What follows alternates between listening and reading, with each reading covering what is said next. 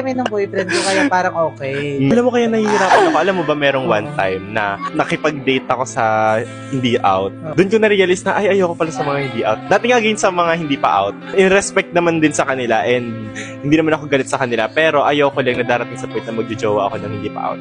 Kasi Mahirap. naranasan ko yan one time. Nag-video call kami. Tapos hindi siya out. Every time na may bababa sa taas nila, papatay niya yung call. Tapos parang natataranta siya kasi siyempre nagtatago nga lang siya na ano siya. So ayaw niya na may makakakitang iba, na may nakakausap siyang lalaki. Okay lang naman sa akin kasi para sa akin hindi naman natin dapat pinipilit yung tao na mag-out kung hindi pa ready.